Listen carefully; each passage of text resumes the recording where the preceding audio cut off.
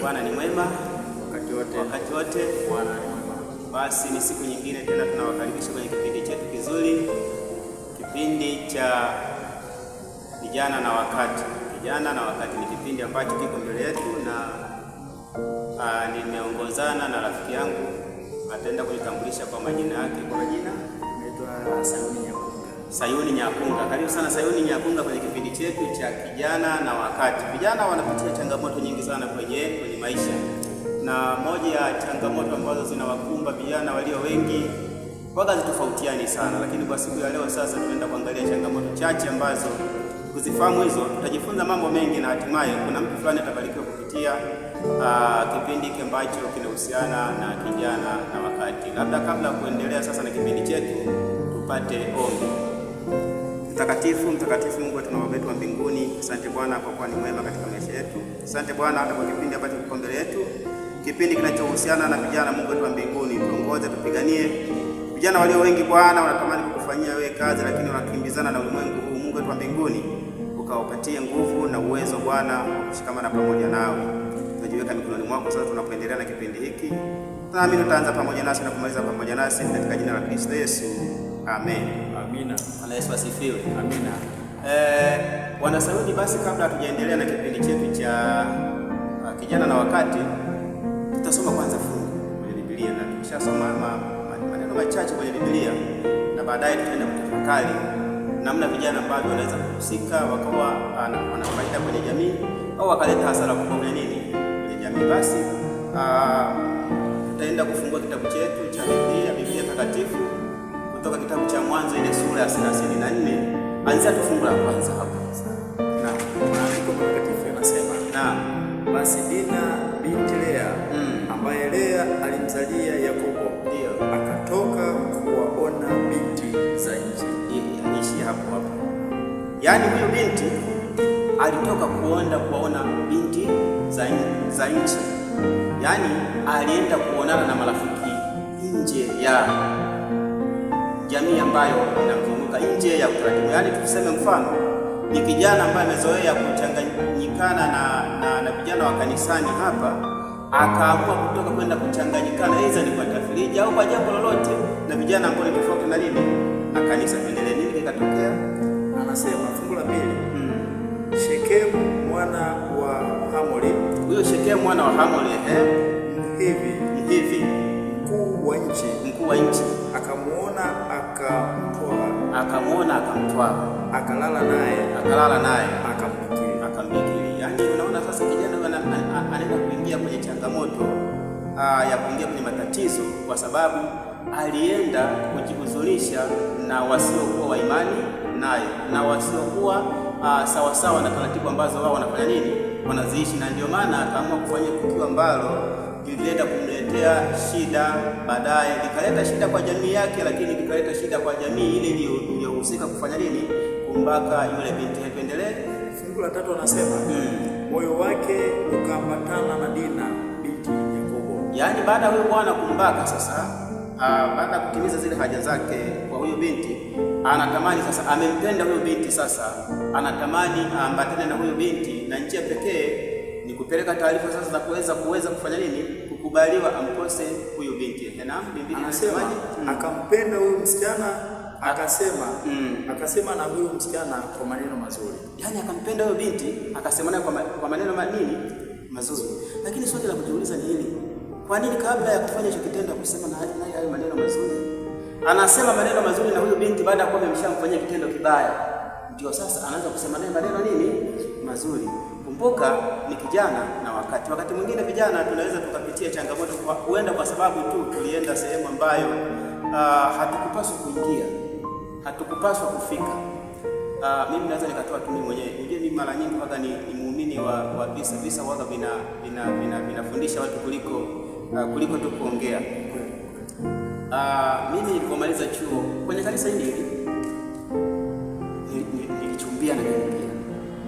Baada ya kuwa nimechumbia na tukawa tumebakiza kama miezi miwili, kama sio miezi miwili, miezi mitatu, binti yule sasa inaenda kujitambulisha kwa, na baada ya hapo process sasa za kufunga ndoa zifanye zifuate. Lakini cha ajabu binti huyu Bwana Sayuni nilikuwa nimemtafutia kazi sehemu ambayo ni kwa baba yangu mdogo kabisa, akawa anafanya kazi kule. Sasa siku moja yule binti akiwa ameshatoka kazini, na kwa sababu baada ya kutafuta kazi na sehemu aliyokuwa anaishi ni kwa baba mdogo, sasa akafika nyumbani jioni saa 11 jioni, akawa amepewa hela ya mahitaji kwa ajili ya kuleta vifaa vya kupika siku hiyo jioni. Baba mdogo akatoka akaenda kwenye mambo yake, na wengine walikuwa kwenye misunguko yao. Sasa wameenda huko, wamerudi, binti nyumbani hajafika. Saa 11, saa 12, mara saa 1. Sasa ikabidi wafanye utaratibu wa kumwagiza mtu mwingine walete vitu vikaandaliwa, na huko sasa wakiwa na wasiwasi kwamba kwenda binti amepatwa na nini, amepatwa na changamoto. Lakini cha kushangaza sana, kwa saa 5 usiku akarudi nyumbani. Saa 5 usiku toka saa 10 na ngapi? Saa 11. Anakwambia kwa mlinzi, ilikuwaje? Imekuwaje? Basi na mimi kwa sababu nilikuwa nimeshapata taarifa hapa katikati kwamba bwana, imetokea 1 2 3 kwenye simu katikati na kujamuona siku na changamoto gani, nimeshaangaika, nimemtafuta sijampata. Baadaye nilipopatikana kwenye simu nampigia, shaka analia tu. Nini? Analia tu, sasa chochote. Analia tu, binti wa watu analia tu. Lakini baadaye nikamwambia basi kaa tulia, tutaongea kesho, kwa sababu ishakuwa usiku, ilikuwa ni saa 5 usiku. Basi kesho ukifika tutafanya nini? Tutaongea. Kesho asubuhi nikampigia, tukaanza kuongea. Nikamuuliza nini kimetokea, kwa sababu ndio anasema kuna 1 2 3 iliagizwa kwenda sehemu saa 11, lakini ni saa 5 usiku. Anasema kuna mfanyakazi mwenzake ambaye anafanya kazi naye sehemu moja, alikuwa anadai anaumwa, kwa hiyo alienda kumjulia hali kwake, na unajua vijana kufanya kazi ni kijana, alafu yuko kwenye geto lake. Sasa ndio hizo changamoto ambazo tunazozungumzia kama vijana sasa zinawakumba kwenye ulimwengu. Baada ya kufika kwenye kile chumba anachodai, anakumbuka tu alikunywa juice ya kusaga hii. Na kukumbuka kilichoendelea. Alikuja kushtukiwa saa 5 usiku. Lakini saa 5 usiku kitendo cha Dina kimeshafanyika kwake. Huyo binti. Na ni binti of course, wale waliokuwepo kanisani kipindi cha nyuma wanamjua, na sababu kwenye kamati ya maombi tulihangaika sana kumwombea. Alikuwa na yeye ajisikii vizuri sana, baadaye alikuwa anahisi kama kujinyonga hivi. Nakumbuka mtu ambaye nilimshirikisha kwenye maombi, alikuwa mkuu wa idara ya maombi kipindi hicho, ni mama mganga ambaye sasa hivi ni mkuu wangu. Kwa kipindi hicho alikuwa tu ni mkuu wa idara ya maombi. Tulishirikiana kuomba kwa hilo tatizo kwa kipindi hicho, na wala sikujua kama ningeenda kuoa tena huko kwao, lakini nachokikumbuka tu ni kwamba nilimshirikisha kwenye maombi. Nakumbuka neno aliloniambia kipindi hicho mtumishi wa Mungu, akaniambia, mwanangu, Mungu ana mpango wake. Kama tukio limeonekana sasa hivi, huenda lingechelewa, lingekuja kukuumiza wakati wa nini, wa ndoa yako. Kwa sababu kimeshatokea sasa hivi, ni vyema kumshukuru Mungu kwa kile kilichotokea. Lakini mimi of course nilikuwa nimeshamsamehe na nilikuwa nimeshamuelewa jinsi alivyokuwa amenieleza. Lakini na uliamini kama kweli alifanya kitu pasipo kuelewa? Kwa kweli akili ya mwanadamu wakati mwingine hatuwezi kujua, lakini kile kitendo cha kumpigia simu analia haikuwa kawaida, kwa sababu nilimfahamu kwa muda tuliokaa, sio kwa muda mrefu, nilimfahamu. Na tukiongea, unajua kuna sehemu ukishafahamiana watu, mtu kama anakuambia ukweli, unaweza kujua kama anakuambia ukweli au anakudanganya. Basi na baadaye nilimkabidhi sasa mama mganga, wakawa wanawasiliana, zimeenda siku hivi na hivi. Mwisho wa siku sasa na hivi nikawa sasa nimesahau, na sasa amepita na yeye amerudi kwao, kwa sababu hata sehemu aliyokuwepo sasa ilibidi aondoke, aache kazi kwa kile kilichotokea. Unajua sasa ni wakati mwingine mwanadamu kifanya kitu kiteleza, unajisikia aibu kweli. Akawa ameondoka, amerudi nyumbani kwao, na changamoto kubwa ambayo tulikuwa tunapambana nayo hata wakati tunafanya maombi ni ile kutaka kujinyonga. Basi sasa na mimi hizi taarifa nyumbani nikawaambia, sasa tunafanyaje? Bado miezi mingapi tu ya kwenda kujitambulisha, tunafanyaje? Kwa kwanza kumkatalia alikuwa ni baba mdogo ambaye alikuwa anaishi naye, akaniambia kama ameweza kufanya kitendo hicho akiwa nyumbani kwangu na kusema ni mkwe wake tafari. Lakini hizo changamoto vijana wanazipitia. Basi siku zimeenda, mkasahau, maisha yakaendelea. Ndio sasa kuja kwa mke ambaye unaona niko naye sasa hivi, na nikamshukuru Mungu kwa sababu wanasema mke mwema anatoka kwa nani? Kwa Bwana. Naamini kabisa inawezekana kweli ile chaguo la kwanza ilikuwa ni akili zangu, pamoja na kupambana kote, nimemsamehe na nini niendelee. Wazazi nao wana sehemu yao ya kushauri.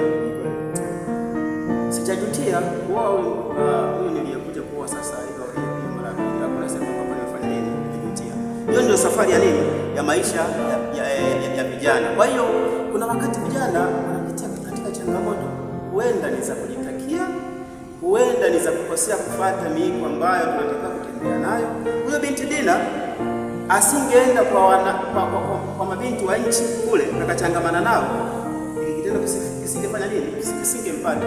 Lakini hata mchumba wangu ambaye alikuwa ni mchumba wangu kipindi hicho, asingeenda kwenye ile tunaita vijana tunaita ghetto, asingeenda kwenye ghetto la yule bwana ambaye ni mgonjwa, anaumwa, anasema anaumwa, alafu yakabadilika akatokea aliyotokea. Sasa sijajua kwenye juisi ile aidha aliwekewa dawa za usingizi au nini kilitokea, lakini yeye anachojua alivyoamka amegeuka kuwa Dina wa dunia sasa. Kwa hiyo yameshafanyika hayo, na yule binti, uhusiano wangu na mimi kwa umekoma. Kuna wakati mwingine vijana wanapitia changamoto hizi, aidha sio kwa kutaka au kwa bahati mbaya, lakini ni misingi tunaikosea. Inawezekana kweli huyo mfanyakazi mwenzake alikuwa anaumwa, lakini kwa nini usichukue rafiki yako mwingine aidha ni wa kiume au wa kike ukaenda naye kwenda kumuona? Kwa maana kama wameenda kama timu, hilo lisingetokea. Na huenda inawezekana kulialia kote anasema anaumwa huyu bwana, inawezekana alikuwa haumwi, ulikuwa ni mtego ameutengeneza labda siku nyingi, siku hiyo akafanya nini, akanasa. Basi tuendelee na fungu letu, alafu baadaye turudi sasa na wewe utupe uzoefu wako kama kijana mpaka sasa hivi, changamoto ambazo inawezekana umepitia au kuna kitu ambacho unajifunza katika maisha haya. Tuendelee na fungu. Na fungu la 4 anasema Shekemu akamwambia Hamori babaye akasema, unipatie msichana huyu awe mke wako. Yaani mimi mwanangu abaki, yaani kiufupi huyu bwana aliwakaselewa, mwanangu amebaka, alafu natoka naenda kwenye ile familia ambayo mwanangu amebaka, naenda kuwashawishi sasa ili huyo mtoto aliyebakwa na mwanangu awali. Yaani ndio kifupi kinachozungumzwa hapa. Tuendelee. Anasema fungu la 5, basi Yakobo akasikia ya kwamba amembikiri Dina binti yake na wanawe walikuwako pamoja na wanyama wake nyikani. Sasa nisikilize vizuri, huyu bwana anaenda huko kunakoitwa ukweni kutaka kujitambulisha kuoa binti huyo amuoe, lakini Biblia inatuambia hapa Yakobo ambaye binti yake alikuwa amebakwa alikuwa hajapata taarifa, baadaye anazipata taarifa. Kwa maana hiyo alikuja hata hakuja kwa ajili ya kuomba msamaha kwa kile kilichotokea. Yeye alikuja kwa ajili ya kufanya nini? Kuleta tuseme tu ni kosa kwamba anataka amuoe huyu binti, lakini nyuma ya pazia kulikuwa kitu kimetokea ambacho kilikuwa ni nini? Ni kitu kibaya. Kwa lakini baadaye sasa ndio fungu linatuambia Yusufu sasa ndio Yakobo sasa ndio anagundua kwamba binti yake amefanya nini? Ameharibiwa na ile familia. Neno la Mungu linasemaje? Anamalizia anasema Yakobo akanyamaza hata walipokuja. Yaani Yakobo baada ya kusikia habari, sijajua kama ni kupigwa na butwaa, sijajua ni kama ni kwa hasira, sijajua kama sio ilikuwa ni kwa nini, lakini akanyamaza kimya. Binti yake ameharibiwa, lakini mzee akafanya nini? Akanyamaza kimya. Wakati mwingine yalishi kuna wakati wa kunyamaza. Nisikia mtu amefanyia mtoto wako kitendo hicho bila ridhaa yake. Kunyamaza napo inahitaji moyo sana. Kunyamaza napo lazima itumike hekima ya kimbingu. Yaani hivi haiwezekani. Lakini sasa huko tunakoelekea sasa, tunataka kujua nguvu ya vijana na vijana wajifunze kitu gani. Baada ya baba kunyamaza, nini kiliendelea? Kuna siku anasema akatoka Hamori babaye Shekemu kumwendea Yakobo aseme naye. Kula 7 wanaye Yakobo waliposikia hayo wakaja kutoka jikani, nao wakasikitika sana, wakakasirika mno kwa sababu amefanya upumbavu katika Israeli kwa kulala na binti Yakobo. Sikia kwanza hapa. Yaani hawa vijana wa Yakobo walikuwa machungani.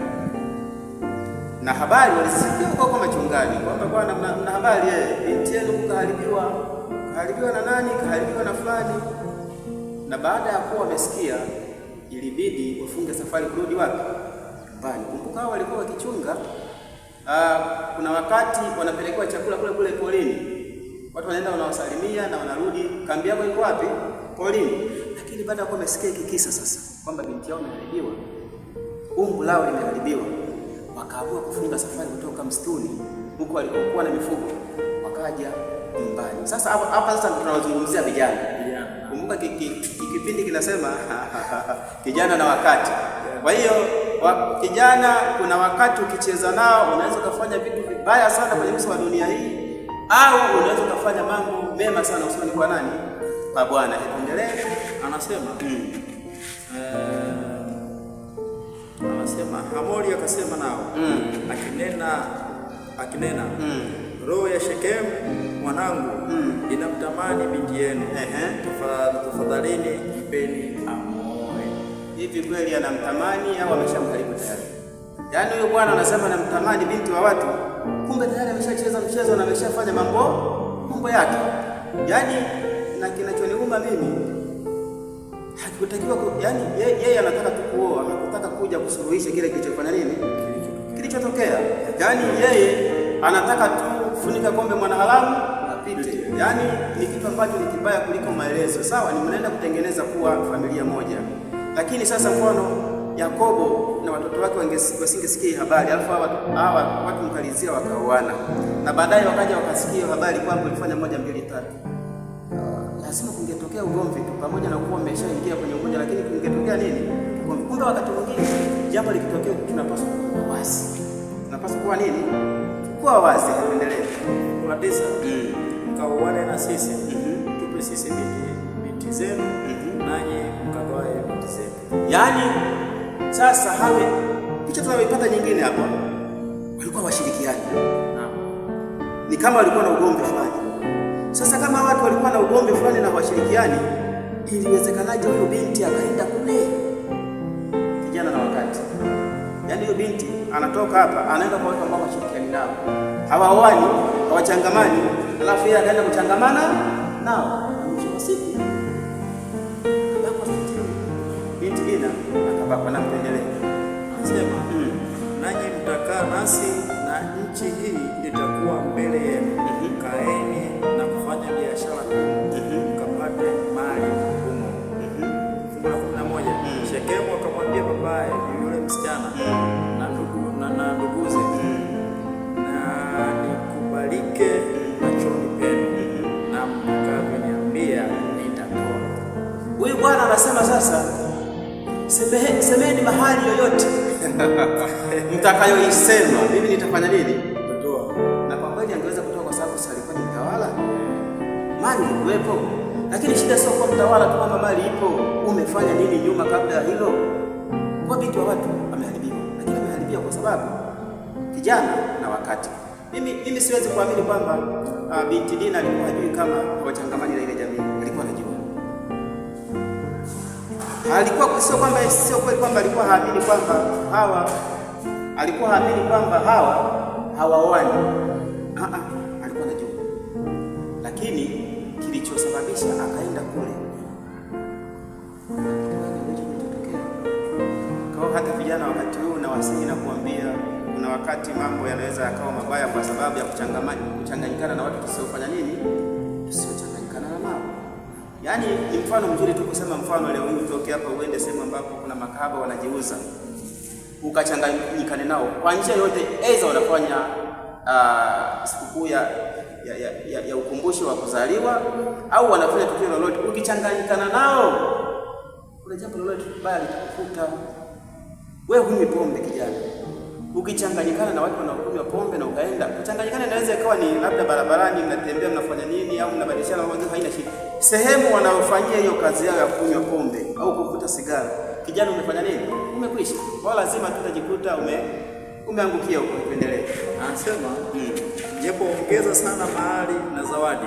Yaani bwana wewe bwana anasema hata ukiongeza mahali na zawadi nitafanya nini? Nitatoa kadiri mtakavyoniambia. Nitatoa kadiri mtakavyoniambia. Lakini mnipe huyu msichana. Lakini mnipe huyu msichana awe nani? Mke wangu. Sasa mimi naanza kuelewa kitu kimoja hapa. Huyu bwana inawezekana kwa sababu ya aibu ya kile kitu alichokifanya, ndio maana alikuwa anajitumua kufanya hili jambo ambalo anataka kulifanya. Lakini yupo pamoja na hali yake, alikuwa na aibu ambayo huwezi kuifuta tu hivi. Kwa aibu imeshafanya nini? Imeshatokea. Na kwa sababu anatokea kwenye familia ya kifalme tuseme, au ya kiutawala, wana nguvu, wana mali, wana nini, angeweza kulipa. Lakini kuna kitu hapa ambacho usingeweza kukifikia tu hivi kikapita bila kufanyiwa kazi. Tuendelee. Anasema wana wa Yakobo wakawajibu Shekemu na Hamori baba yake kwa hila, maana wamemharibu Dina umbu lao. Jamani, kijana na wakati, baba hajajibu kwa hila, lakini hawa vijana sasa wa Yakobo wakaamua kutumia huo ujana wao sasa kujibu mtu kwa hila. Yaani kiufupi waliwaingiza mkenge kwamba tumekubaliana tutafanya hicho unachokisema, lakini fanyeni moja mbili tatu. Tuendelee. Anasemaje? Anasema wakawaambia hatuwezi kufanya neno hili, tumpe Mungu wetu mtu asiyetahiriwa kuwa. Yaani ile jamii walikuwa wachangamani nao kwa sababu moja hapo tumeipata, ni kwa sababu ile jamii walikuwa watahiriwa, na kwa kipindi kile ilikuwa ni kosa kubwa kufanya agano lile. Tawala, unajua ni agano. Kwa kufanya agano lile ilikuwa inaonekana ni kitu kibaya sana. Kwa hiyo binti Dina asingeweza kuolewa. Sasa wajamaa wanajiuliza, hawa watu ambao hawajatahiriwa wameharibu umbu na ndugu yetu, lakini vile vile hawa bwana wanataka tena kuja kuchangamana nao, lakini hawajatahiriwa. Nini kitaendelea? Anasema lakini kwa sharti hii tutapatana nanyi ikiwa kama sisi, akitahiriwa kila mwanaume wenu, ndipo tutawapa ninyi binti yetu, na sisi tutatoa binti zenu, tutakaa pamoja nanyi. Bwana Yesu asifiwe. Yaani sasa likatolewa sharti kwamba bwana, mtekeleza 1 2 3, sisi tutawapa binti yetu na nyinyi tutachangamana na nyinyi, sisi tutaoa kwenu au wataoa. Kwa hiyo unataka kutengeneza umoja, lakini katikati hapa kuna kufunika kombe mwanaharamu apite. Sharti lenyewe lingekuwaje? Anasema lakini kama hamtusikii na kutahiriwa, basi tutamtoa binti yetu, nasi tutakwenda zetu. Maneno yao yakawa mema machoni pa Hamori na machoni pa Shekemu mwana wa. Yaani maneno ya hila yakawa mema machoni pa. Wakati mwingine natakiwa tumtegemee Mungu sana. Yaani maneno ya hila bado yanaonekana kuwa ni mema machoni. Kwa kweli hila ikatengenezwa, ikapangwa na ikafanikiwa kabisa.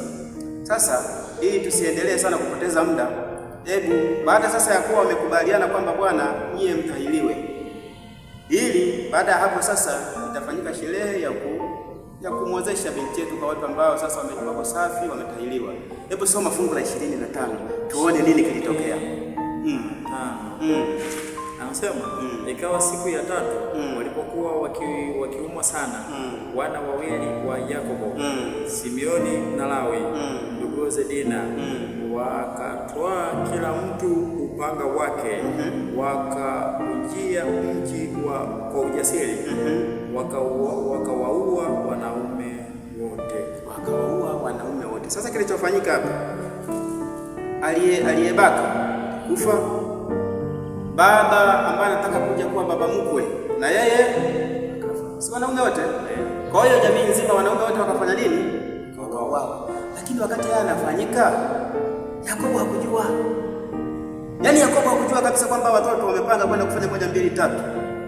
Kijana na wakati. Kumbe kuna wakati kijana anaweza akaichezesha jamii ikaingia kwenye mgogoro mkubwa sana ambao yumkini wa mgogoro ukaleta changamoto ambayo nchi mzima ukatikisika.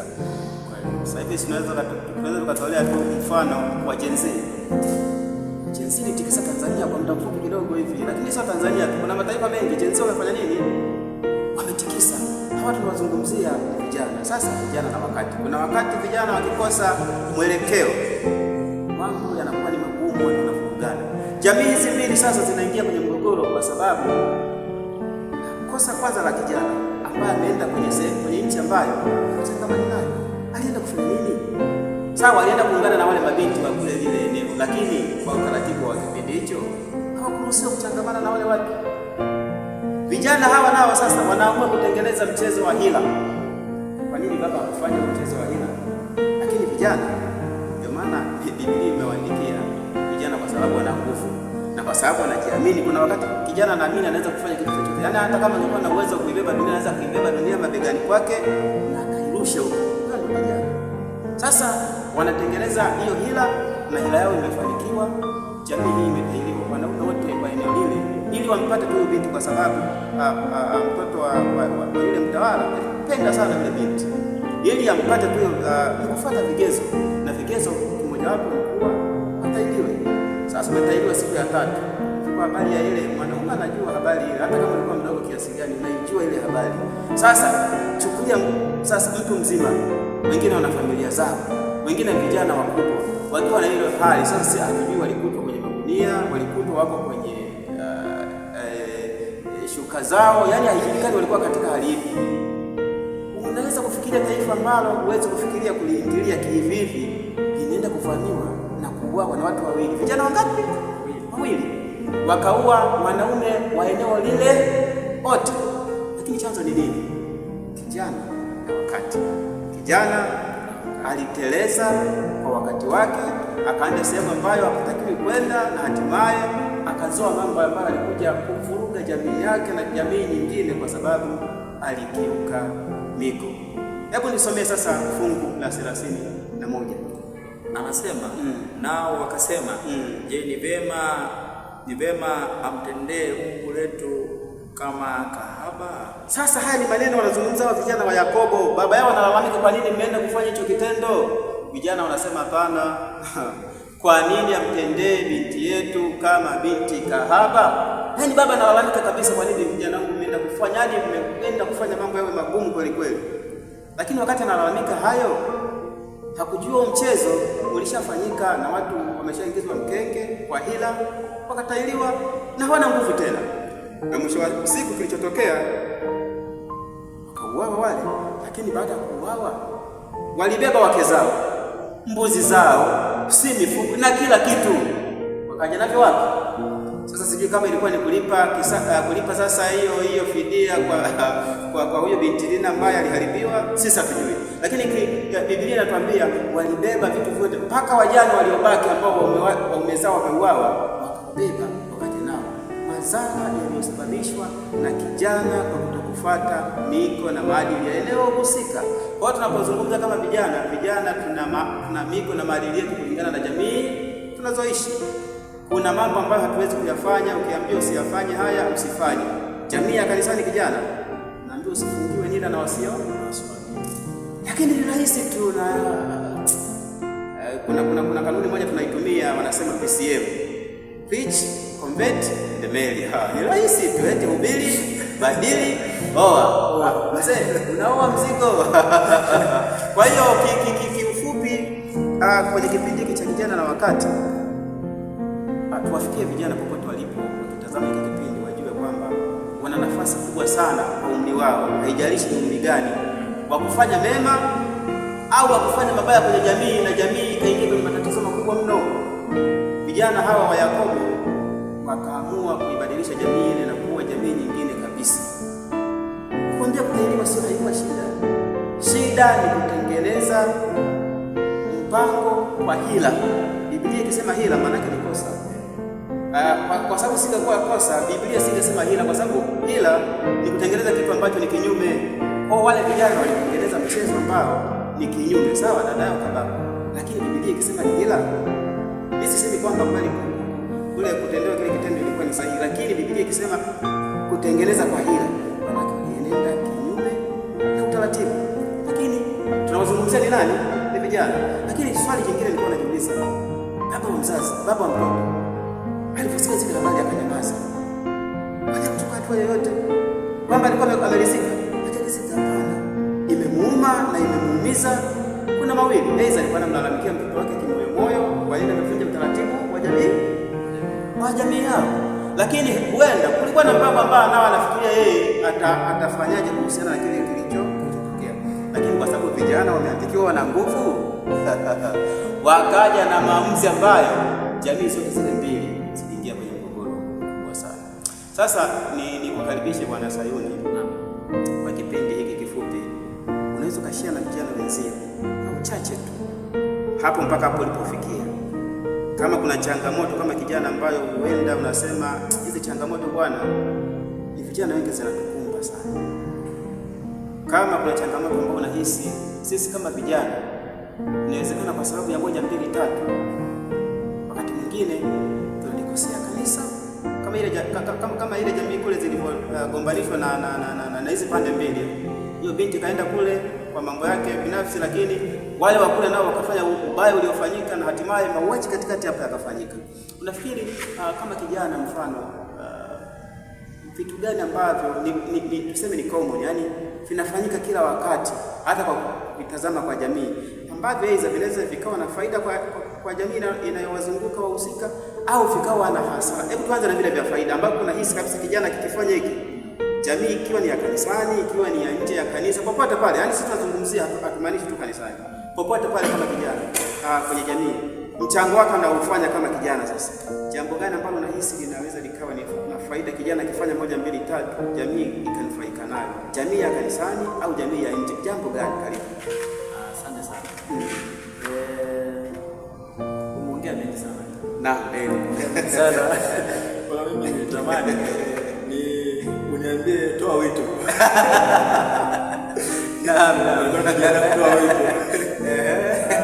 Sisi kama vijana kwa kweli ndani ya kanisa labda niunganishwe yaunganishwe kwa pamoja, kwamba vijana wakati mwingine tumekuwa tukichukua kwa tunafundisha tunachukua mtu wa nje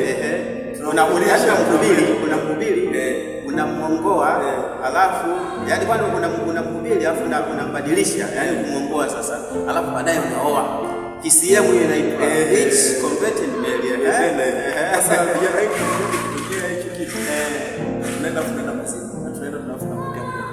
Kwa hiyo ni hasara mojawapo kwamba vijana yani tukiingia huko tunaingia moja kwa moja. Kuna baadhi ya wengine wanaingia wanarudi, lakini kuna wengine wanaingia wanapotea.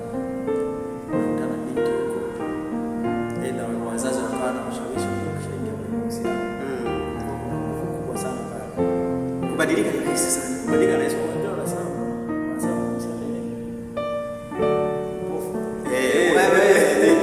wakishaingia huko uelewe ndio kupitia hiyo moja kabisa kule wazazi kwa sana familia ambayo ina ushawishi mkubwa, ukajikuta na wewe unapotea.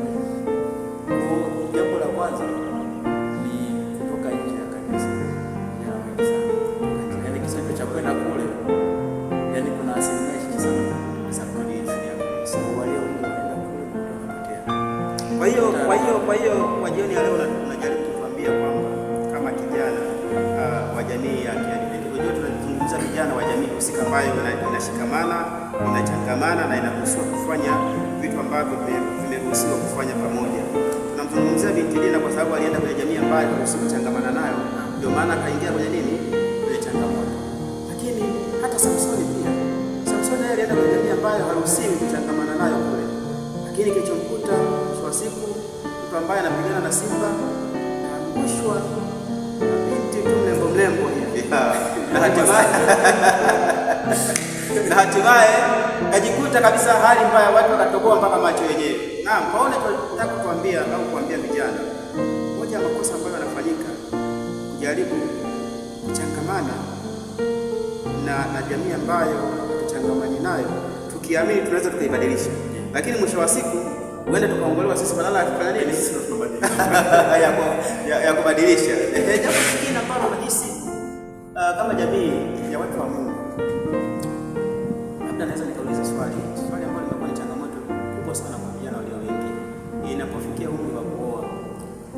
Vijana walio wengi wanapigiwa kelele sana, na mimi huwa nasema wakati mwingine tusiwapigie sana kelele, kwa sababu kwenye ndoa hapo mzee, ni taasisi, ukishaingia umeingia. Kwa kama mama anapiga kelele kweli kweli, basi mtafutie mkwe mama, kama anataka mkwe basi mtafutie, ili mambo ya unajua kuna wakati ulishafika hata wazazi wenyewe wanatamani kuona mtoto wao anawaletea mjukuu, japokuwa hayo ni mawazo ya wanadamu. Hivi vipi ukamuoa alafu nasikuletee mjukuu? Utabadilisha? Kwa hiyo kikubwa ni kwamba tu wazazi nao wawe na ile kujua kwamba tunapaswa kuwaruhusu wao waoane, wakaanzisha maisha yao. Habari ya mjukuu si na nini, hiyo ni mipango ya nani? Ni mipango ya Mungu. Kwa hiyo umejaribu kutuambia sasa kwamba bwana, changamoto hapo kwenye kuoa, hizo kelele zinapigwa sana, na kwa kweli tunazisikia kelele zinapigwa, lakini sasa nini nyuma ya pazia kinachosababisha kelele zipigwe na watu wasikii? Ni kwamba mabinti wako au hawapo, au sera haziwezi kumwagwa vizuri. Changamoto ni nini?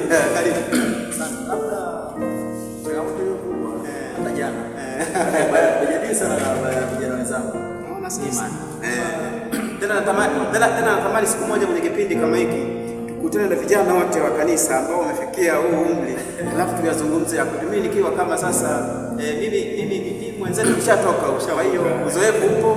Kama kuna mtu anasema ndoa ni chungu, wewe njoo nifuate, usisikilize maneno. Ndoa hazifanani. Wewe ukiambiwa na mtu ndoa ni chungu, inawezekana ikawa ni chungu kwake, lakini sasa uchungu upo wa aina tofauti.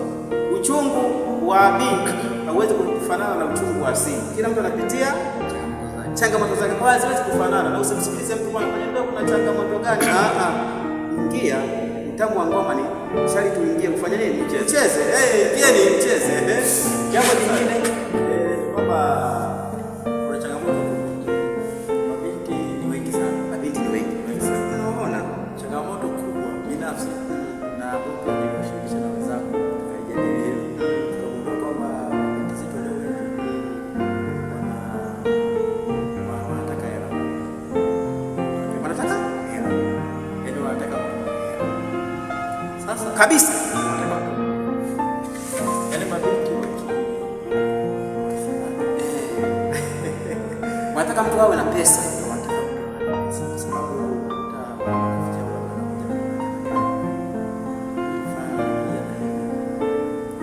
kwa hiyo ya kuangalia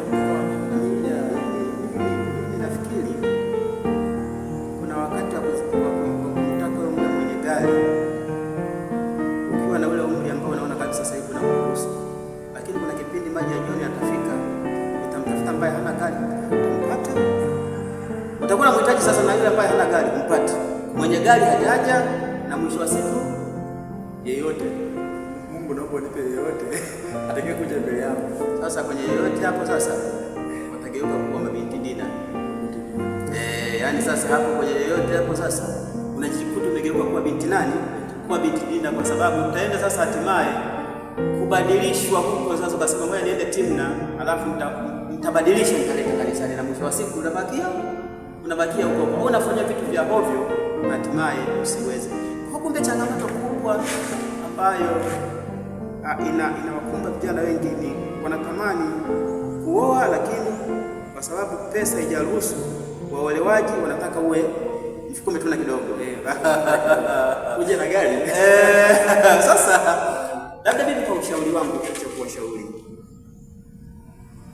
pesa huja na pesa huondoka. Binti huyo sasa ambaye anataka kuolewa na mtu akiwa na gari, akiolewa mwaka wa kwanza, mwaka wa pili, hizo gari na zikaondoka na pesa zikaondoka, anafanyaje? Yaani swali langu sasa ndio hilo, changamoto kwa vijana kwamba pesa huja na pesa huondoka vile vile. Kwa hiyo sasa kama mtu anataka olewe na mtu ambaye unasemaga funguo tatu, funguo tatu. Hizo funguo tatu maana yake ni funguo ya nini?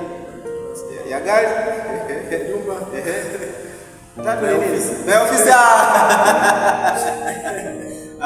Basi kama ni hivyo basi vijana tuna kazi ya kufanya. Wapendwa, mali huja na mali hufanya nini? Kuisha. Kama kilio chako na maombi yako kwenye box hapa ni kwamba nipatie mimi mwenye hizo funguo tatu, vigezo vinaandikwa kabisa. Kama unaviandika kabisa na unaweka kwenye box hapa, hizi tayari zitabadilika rangi hapa. Yaani tutasugua sana magoti na mpaka tutafanya nini? Zitabadilika. Kwa hiyo Waswahili wanasema bahati ya mwenzio usilalie mlango wazi. Umeshaisikia hiyo kauli? Ni kauli nyepesi sana lakini ni kauli nzito sana. Mlango wa mwenzio usilalie, bahati ya mwenzio usilalie mlango wazi. Utalala siku hiyo mlango wazi na ataingia mdudu. Wale waliotoka huko mapolini huko, utalala mlango wazi siku hiyo, sasa ataingia, tapita na wewe. Lakini kuna mwenzio alilala mlango wazi hajapatwa na jambo lolote. Ndio maana ya bahati ya mwenzio usilalie mlango wazi. Kama mwenzio ameolewa na funguo tatu, jitafakari hiyo bahati yako. Wewe subiria bahati yako na wewe. Bahati yako inawezekana ni huyo ambaye ana ufunguo mmoja wa ghetto, ufunguo nini? Wa ghetto. Kaanza maisha pamoja, mkipambana na hatimaye hiyo pesa utaipata. Bwana Yesu asifiwe. Kwa hiyo kama ni changamoto hiyo sasa naanza kuona kumbe mauaji wapo, lakini wanataka kuolewa, wana masharti na wana mipaka, wanataka jambo fulani. Sasa umenifungua macho sana. Hiyo nilikuwa sijui, naona tu vijana labda wanaruka hivi. Mimi kwenye akili yangu nilikuwa nafikiria hata vijana wanataka kuoa alafu wanapambana na changamoto. Mimi nimeanza kusimulia changamoto ambayo nilipata. Nimebakisha miezi mingapi tu hapa nioe, alafu nakatokea leo. Nafikiri labda vijana wengi na wenyewe anakumba hayo afu yanawakatisha tamaa. Kama ni mwingine anaweza kukata tamaa kabisa, na sasa kuoa kwa nini? Sikuona nifanya nini? Niache. Kumbe changamoto tuseme ni pesa. Hivyo huyo mtu sasa mfano akaamua tu labda anakuja na hizo funguo tatu, kumbe gari ni la bosi, ufunguo mwingine ni mageto, na ufunguo mwingine labda wa kitu kingine huko anakojua wenyewe. Mwisho wa siku nakajikuta umeolewa, alafu mwisho wa siku naambia bwana, hii funguo mimi naendesha kwa bosi, napeleka kwa mjini na rudi. Utafanyaje? Kijana mmoja aliniambia siku moja, akaniambia kwamba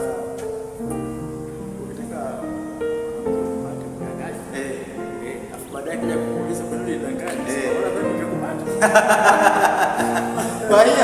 Kwa hiyo kumbe ile habari ya Dina na kaka zake kuna wakati mwingine inatumika. Unafanya kwa hila ili umpate. Kuna yule jamaa nahisi muone toka alisema nisingefanya hivi nisingepata. Nilikuwa namkosa wewe. Lakini sasa mazala ya kudanganya baadaye nikuja inawaletea shida kwenye ndoa. Unajua sasa mnaenda kuwa kitu kimoja na ni kwa muda mrefu. Huu uongo uliotumika hapa, huyu naye kuna siku atakudanganya kitu. Kikoloma atakwambia mbona wewe ulini? Bwana sio njia nzuri. Kitu jambo jingine ambalo nahisi vijana wanapitia kwenye dunia hii ni nini? Ukiacha na mambo ya ajira. Unajua ajira nayo imekuwa ni changamoto ambayo kila mtu imemkumba, na mimi naweza nikatolea mfano mzuri tu kwamba kuna watu tuna degree zetu tumekaa, alafu tumeamua tunafanya kazi ambazo sio tunasomea, yani tumetembea na bahasha ikafika sehemu sasa haiwezekani. Ni kwamba sasa inabidi ili kazi hiyo ikiwa tu ni halali ikipatikana twende kazi, na kazi inafanya nini? Inafanyika na mwisho wa siku sasa tunazoea na maisha yanaendelea, yanabadilika taratibu, lakini mwanzo of course kuipokea inakuwa ni ngumu sana. Sasa labda mimi niwatie moyo vijana, wakati unaitafuta hiyo kazi sasa, unasema kujishikiza, fanya kitu yani cha msingi hicho kitu kikiwa ni halali, yani kitu ambacho kinakuingizia kipato ni halali. Ndio kuna wakati ambapo tulikuwa tunatafuta hizo kazi, hata hela ya ile kupigia picha ya kuambatanisha kwenye CV unaomba. Ila hivi vipi wakati unasubiria huo mchongo sasa unafanya kazi nyingine, ukipata huo mchongo unatoa kwenye hela chako ulichokifanyia kazi kwa wakati huo, alafu unaenda huko kama ni posta kama ni wapi unapeleka barua yako, alafu unarudi kwa kutumia hela yako ambayo unapambana hapo wakati unasubiria. Na hakuna kitu kigumu kama kusubiria kazi wakati una kazi. Yaani ni ngumu mno unasubiria kazi wakati una kazi. Lakini kama kuna sababu umejishikiza, bahati mbaya sasa ukijishikiza sehemu hata zinatokea, unakuwa ni kama hujachukua muda mrefu sana, unajisaulisha kwa sababu umeshazoea pale unapata chochote kitu. Kwa hiyo inakubeba, mwisho wa siku unajikuta ukiitwa kazini watu wanaona ni kama umepata haraka sana, lakini sasa kaa huo muda bila kuwa na kazi yoyote. Ukifika umeona tangazo hilo kwa nataka nitume maombi yangu ya kazi sehemu fulani, lakini mbona sina 5,000 kupiga picha, sina nini, shida. Kwa hiyo niwatie moyo, ukimaliza chuo, tunapomaliza chuo tunakuwa na matumaini makubwa kwamba nikishamaliza mimi mwezi wa kwanza wa pili niko kazini. Kazini unataka kwenda, kuna watu unafanya hiyo kazi. Kumbuka unapomaliza huo mwaka kuna maelfu wa kada yako unamaliza hiyo kozi, sio wewe peke yako. Kwa hiyo tunarudi kule acha mwanzo usilalie mlango na yote ni mipango ya nani? Na kusema kwamba vijana wasisome, elimu ndio kila kitu. Kazi yote utakayoifanya hata kama ikiwa nje ya taaluma yako, kama huna shule utafeli, hautaweza kufanikiwa. Cha msingi shule kwanza. Jambo jingine ambalo nahisi tofauti na changamoto za ajira vijana linalowakumba vijana, tumezungumzia mambo ya kiroho. Kwenye kiroho kunako vijana hizi kawa labda ni changamoto inapitia changamoto fulani ambazo zinawapelekea wakati mwingine hata kwenye ibada kawa labda changamoto kufika, au ule mwendelezo wa kusimama kabisa upande wa Mungu kwa changamoto. Kwenye mambo ya kiroho vipi vijana, changamoto zikoje? Mambo ya kiroho ndio tunapitia changamoto nyingi sana. Kama makundi ya vijana, lakini pia naweza nikazungumzia pia hata kwa kanisa, nikajipia mzigo kanisa, kwa sababu kanisa inapaswa tukusanye pamoja, tuweke pamoja vijana, tengeneze kitu ambacho au mada ambayo itamfanya kila kijana atamani kuja kanisa. Kujua vijana sasa kitu kikubwa sana ni kushirikishwa, lakini pia ajira ni kazi yao. Kwenye swala la uchumi ndio unaofanya pia vijana walio wengi warudi nyuma. Uchumi hakuna kingine. Kijana akiwaza anadaiwa kodi, anataka kuipata, hana kazi, akienda kuomba kazi akafanikiwa kupata kazi, alafu yani amekosa kazi miaka 5, akaja akapata kazi, afu hiyo kazi inapata Jumamosi afanye kazi, amekaa chuma miaka 3 hana ajira.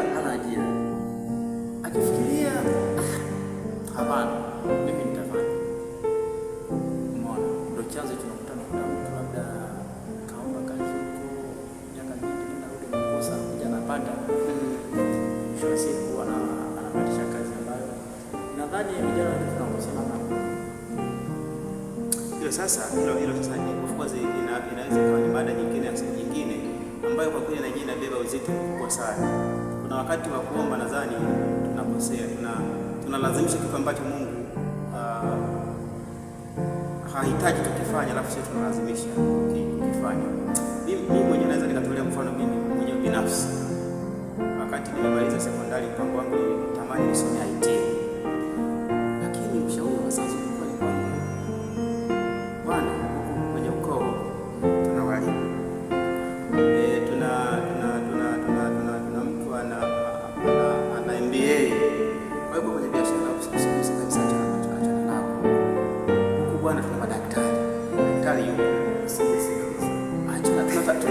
tunataka kitu. Yaani ujue ile wakati wa kwenda shule kuna wakati mwingine wanakaa familia zinakaa na zinaona bwana afanya moja mbili tatu. Na mimi labda ni washauri tu wazazi, wakati mwingine mtoto kama kuna kitu anakuwa ni kukifanya, shauri nafasi yake kufika mwisho, mwacha fanya nini? Bwana mimi nikaambia bwana huku na huku. Bwana huku kwetu mpaka sasa hivi hatuna kuna sheria. Nikaangukia kwenye sheria. Fukuta huku kuna huku, miaka yangu 4 nikamaliza. Wakati mimi nasoma tulitoka kwenye miaka 3 kwenda miaka 4. Kwa sheria nikafanya miaka 4 nikamaliza. Na hapo nitaka mwaka mwingine tena wa kwenda kusoma mwaka mmoja. Yaani kama unapiga udaktari. Kuna sheria. Hiyo sasa wote kwa mwana sheria kwa sababu sijaenda law school, lakini nimepiga hivi vitu. Miaka mingapi? Chuoni miaka mingapi? 4. Lakini kile nilichokuwa natamani kukifanya wakati nataka kwenda kusoma na maisha yangu mimi sasa hivi ndio nakiishi yani kiufupi ni kwamba nakifanya nini? Nakiishi. Kwa kuna wakati mwingine wazazi wao wana sehemu ya kuwashauri kama vijana kwamba mtoto akitaka kwenda kusoma kitu anatamani kukifanya, hebu msikilize, ukiona kama kinatija ruhusa kufanya. Unaweza kutumia gharama kubwa sana kusoma kitu ambacho mwisho wa siku utaifanyia kazi. Hapa nilipo hapo mwenyewe usione hivi na mpango wa kurudi darasani kusoma kile ambacho ulikuwa na plani kufanya nini ukisoma hizi. Sasa miaka 4 hiyo ni bure.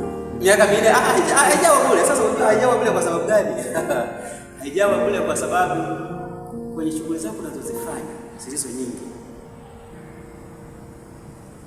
elimu inasaidia sana. Elimu inasaidia sana. Yaani kwenye hizi application kujua tu ile lugha tu yenyewe inakusaidia mambo mengi sana. Unatoka kwenye vitu vingi sana. Vitu vingi sasa hivi unavyoviona hivi vya IT hivi ya nini hivi, kama hujui kabisa ABC kwenye lugha utaishi kwa wakati mgumu sana. Kwanza huwezi kuifanya hata kama ulikuwa unapendelea sana kuifanya kiasi hicho. Kwa mimi labda niwashauri tu wazazi. Wazazi na wenyewe wanaweza kuwa sehemu ya kuangalia clip hii kwamba bwana mtoto akihitaji kusoma kitu fulani mshauri inapofika sehemu yake, alafu aamue kufanya kitu ambacho anapenda kukifanya. Ujue kitu unachokipenda kukifanya wakati wa kusoma wakati ni rahisi sana ukisoma. Hilo ukisoma kitu ambacho ukipendi ni sawa sawa tu tulivyokuwa tunasoma wakati ukifika wakati wa kuchagua yale masomo. Ndio maana mtu anaamua nisome niende art au niende sayansi. Na anaenda huko kwa sababu ya urahisi wakati anasoma kipi kilikuwa rahisi kwake. Unajua tu kwamba mimi nilikuwa nasoma sawa na faulu sayansi, lakini inanipa muda mwingi sana kuisoma ili nielewe. Lakini huko kwenye art wewe unatiririka tu, unajua kwamba mimi huku ndio sehemu yangu. Ili sasa mzazi yeye anatamani kufanya moja mbili tatu. Na hivi ndio kimekuwa ni vikwazo. Kwa hiyo kwa wazazi ambao wanatazama na kusikiliza wapatie nafasi pia watoto wao. Kile ambacho anatamani wanapomaliza, mara nyingi mtu anatamani asome kozi fulani hivi. Wewe hiyo anayoipendelea kama ina mashiko kisha isoma, basi mambo yanafanya nini? Yatajipa mbele. Lakini ukimlazimisha asome, unaweza kumlazimisha asome ualimu, kumbe yeye hana hobi kabisa ya ualimu, na mwisho wa siku akaishia kuzurura tu. Kwa hiyo hicho kikubwa ni kwamba wazazi nao wapatie nafasi. Jambo jingine la mwisho tunapoenda kuhitimisha na hisi, vijana ni kitu gani kwenye jamii yetu, hasa jamii ya kikanisa ambao tunachangamana kila siku. Na natamani siku moja niwakutanishe vijana wote afu kwenye kipindi kama hiki tuzungumze ya kwetu, alafu tuone mambo gani ambayo yanakusibu. Ukiacha tumezungumza habari ya mahusiano, tumezungumza habari ya kiroho, lakini tumezungumza habari ya ajira. Tumezungumza na upande mwingine wa wazazi kuwashauri watoto kozi ambazo wanatakiwa kuzichukua wanapokuwa wameenda vyuoni. Yote ni ya muhimu. Of course mzazi ana nafasi ya kushauri fanya moja mbili tatu. Na bahati mbaya iko hivi. Mimi nikiwa ni mwalimu, natamani na mwanangu awe mwalimu. Tusiishi hivyo.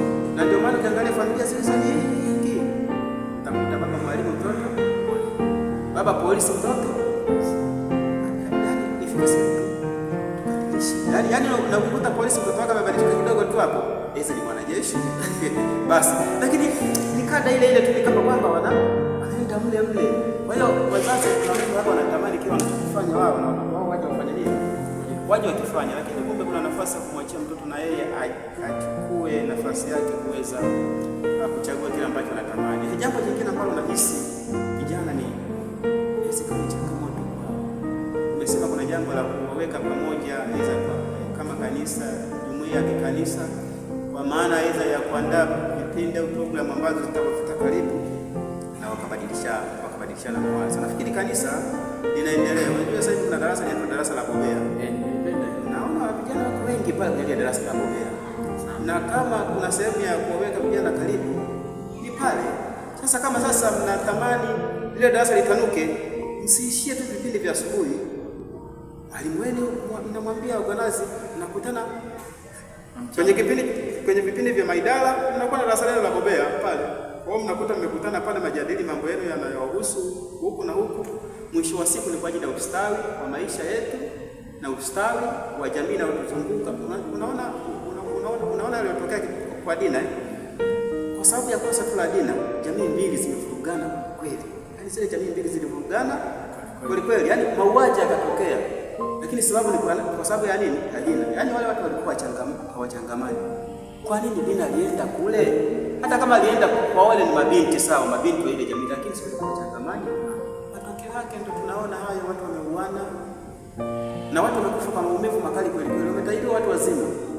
Halafu wanafuatwa na mapanga tena. Na wanapigwa na watu wawili na wanauawa. Lakini baada ya kuuawa sasa, hawa jamaa tena wanarudi, wanachukua ndugu zao wale wa kiume waliobaki huko, wanaenda wanabeba wale watu wote kule, mifugo yao, wale wanawake waliofiwa, si watoto wao, wote wakawaleta huko. Kiufupi, wakati kijana na wakati upande wa Dina uligeuza ile jamii kuwa watumwa. Yaani yule kijana aliyebaka alisababisha jamii yake iwe watumwa wa binti Dina. Yaani wakawa watumwa kabisa. Vimechukuliwa vitu vyao vikaletwa wapi? Vikaletwa huko. Lakini baba hapa anaonekana anasikitika kwa uamuzi uliofanyika. Lakini vijana wenyewe walikuwa comfortable. Kwa ndio maana tunasema sasa tunawashauri vijana, mna nafasi kubwa sana ya kuibadilisha jamii ambayo mnaishi nayo kwa mema au kwa mabaya. Sasa tuchague mema ili kuweza kuibadilisha jamii tunayoishi kwayo sasa. Ili tunayofanya kwetu sasa, mwisho wa siku kwa nasema kwa vijana wametuunganisha na tumekuwa kitu hiki. Ni sawa sawa na kijana ukioa hapa kanisani. Yaani familia mbili zimeungana za kanisa. Yaani jamii ile wameungana na yaani hapo ndugu unaongezeka, mmoja unaongezeka kwa sababu unaunganisha umekuwa kitu kimoja.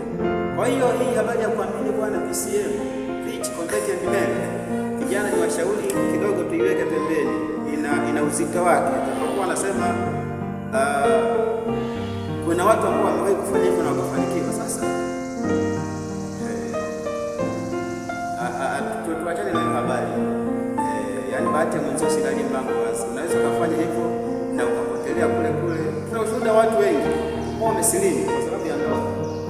Ameenda ni msamaha, akafika kule, kaibishwa kitabu kimenoga, akasilimu. Mpaka leo alikuwa anaitwa labda Musa, tuseme nani labda, tuseme nani. Leo hii anaitwa labda Juma.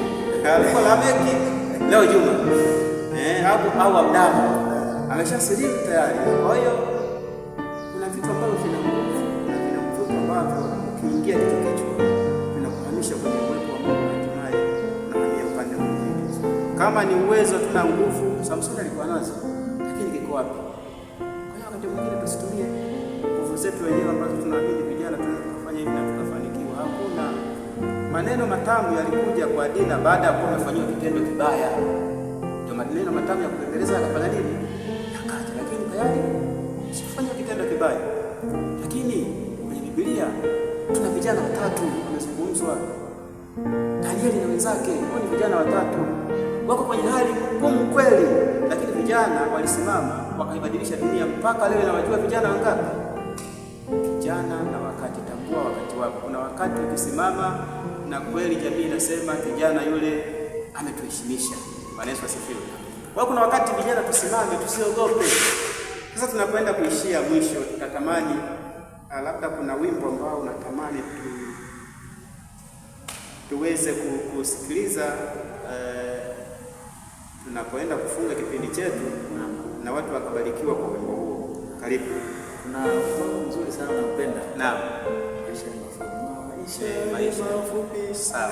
Maisha ni mafupi. Maisha ni mafupi. Vijana popote mnapotazama na kutusikiliza, kwa kweli maisha ni mafupi. Kama Bwana Sayuni Nyakunga alivyoomba wimbo wake, maisha ni nini? Ni mafupi sana. Yaani tusijisahau. Na kwa wale ambao anawagusia, anasema mnahitaji fungo tatu, anawakumbusha maisha ni mafupi. Kwa wale ambao mnakuja na vigezo vingi sana, jamani, kigezo moja ni kimoja tu. Huyo mtu anamwamini Mungu, ana Mungu huyo mtu. Ukishakipata hicho kigezo, hayo mengine yatakuja tu.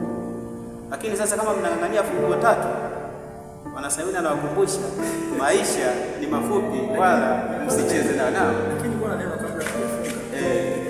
Na kitu kwa tuingia pale. Sijaishia tu kusema kwamba changamoto ni hela tu basi. Lakini kuna changamoto nyingine. Vijana wengi tunakata tamaa. Tunapokutana na changamoto tunajenga nini? Wengi sana wamejenga mahusiano kikikaribia kufika mwisho. Yanavunjika. Ikifanyika kitu kama hicho mara ya kwanza, mara ya pili inamkatisha mtu anasema basi.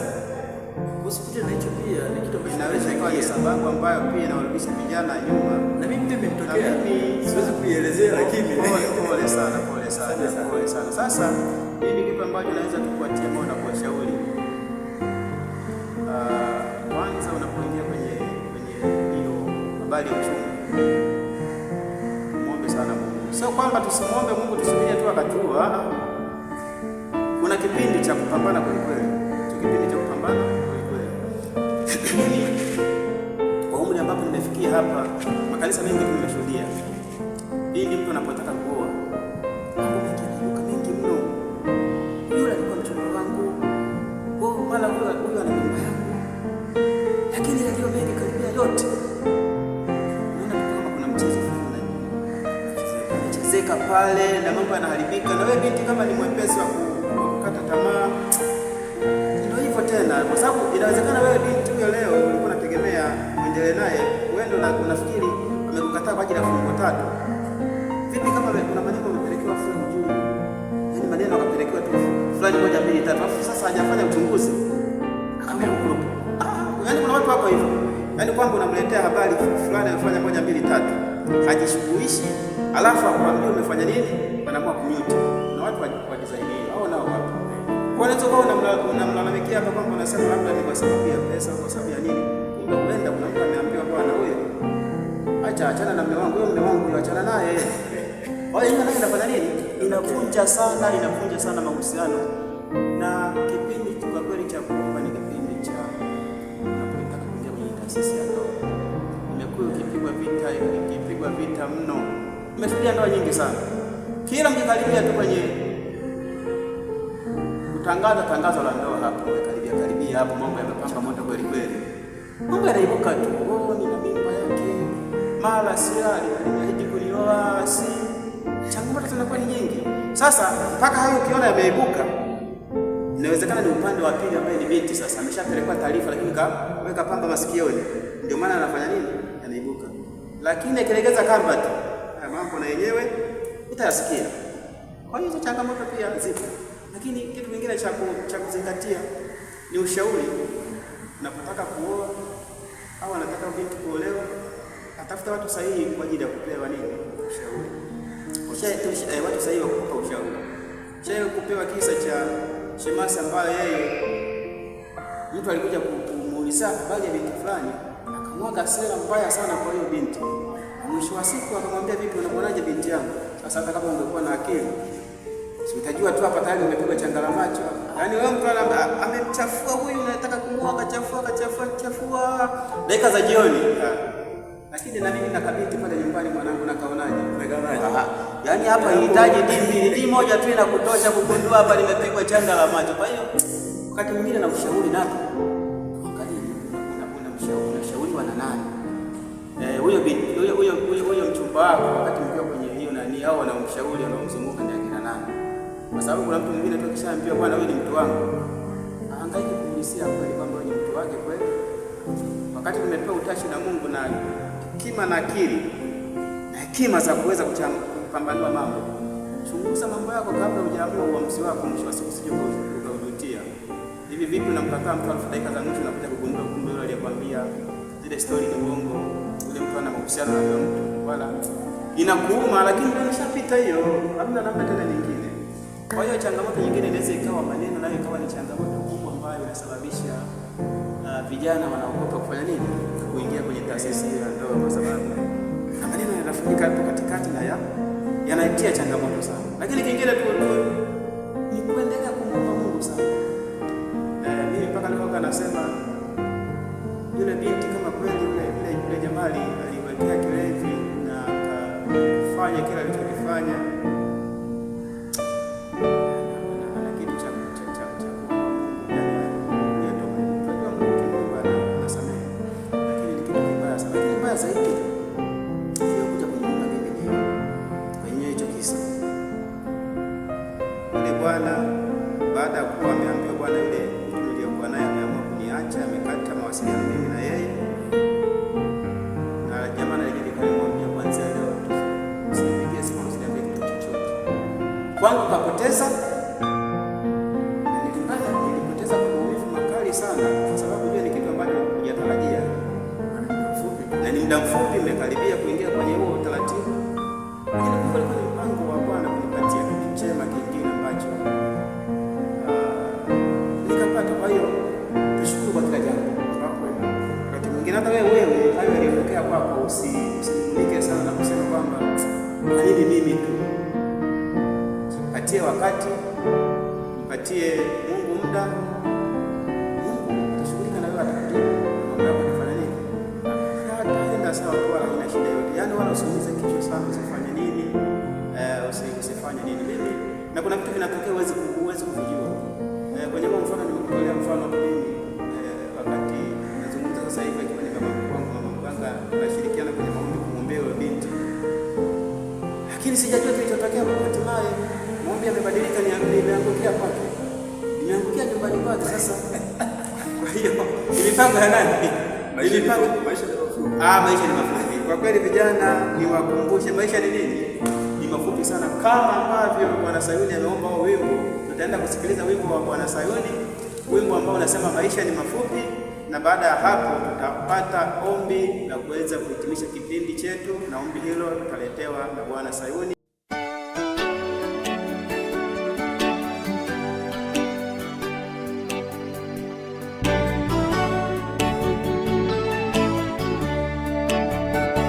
Maisha ni mafupi na ni kama matawi, wapendeza asubuhi kwa muda. Siku zinakimbia, kifo kinasogea, mlango wa rehema tafungwa. Wakati umekwisha, njoo kwake Yesu sasa akuita. Utoke kwenye dhambi, kifo kinasogea, mlango wa rehema utafungwa.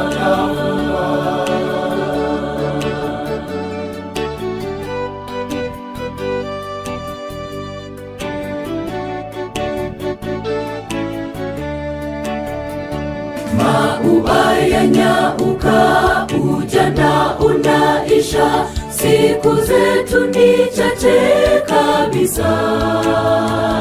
Roho anakusihi, njoo sitange popote, njoo kwake upate uzima. Wakati umekwisha, njoo kwake Yesu sasa akuita.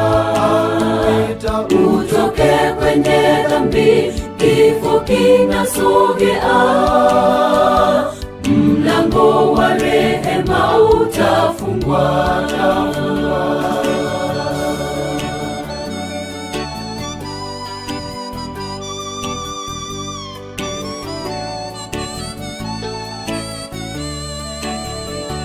muda sasa waruka, kifo hukumu yaja, ruka mikononi mwake Mwokozi.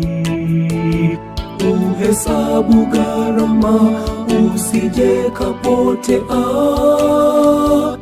utupwe motoni jehanamu.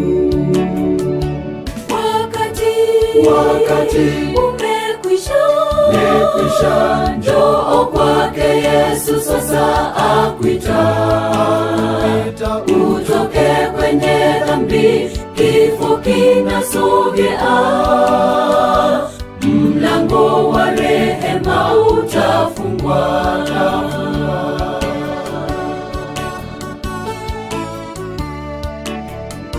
Sipoteze nafasi, mchague Mwokozi, mbingu itafurahi milele. Utoke kwenye giza, Yesu akusamehe, uishi maisha ya mbinguni. Wakati umekwisha, njoo kwake Yesu sasa akuita. Utoke kwenye dhambi, kifo kinasogea, mlango wa rehema utafungwa. Wakati umekwisha, njoo kwake Yesu sasa akuita. Utoke kwenye dhambi, kifo kinasogea, mlango wa rehema utafungwa.